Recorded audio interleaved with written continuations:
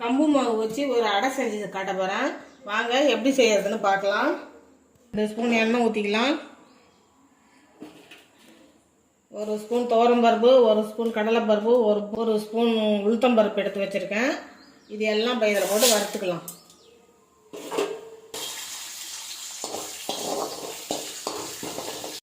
எடுத்து ஒரு 3 மிளகா அதை போட்டுக்கலாம்.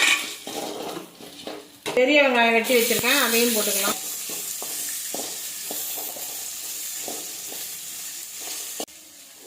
இந்த அளவுக்கு லைட்டாக வதங்கினா போதும். முருங்கைக்கீரை உருவி அலசி வச்சுருக்கிறேன், இதையும் அது கூட சேர்த்துக்கலாம்.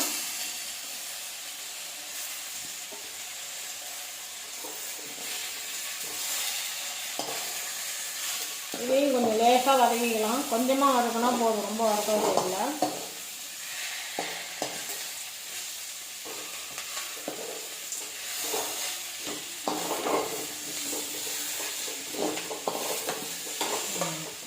இதால் 3 கப்பு கம்பு மாவு எடுத்து வச்சுருக்கிறேன். அதுக்கு தேவையான உப்பு போட்டுக்கலாம்.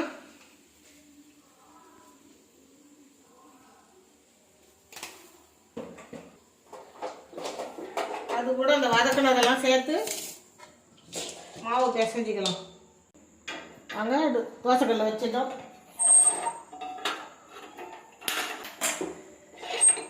தோசைக்கல் காயட்டும்.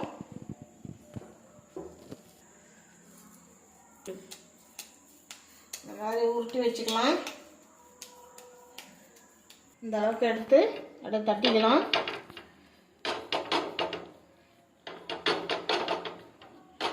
இந்த மாதிரி சிறுதானியம்லாம் இப்போல்லாம் பிள்ளைங்கள்லாம் சாப்பிட்றதில்ல.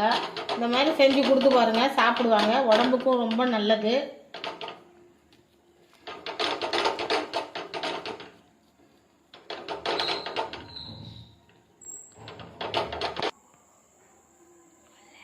எண்ணெய் விட்டுக்கலாம்.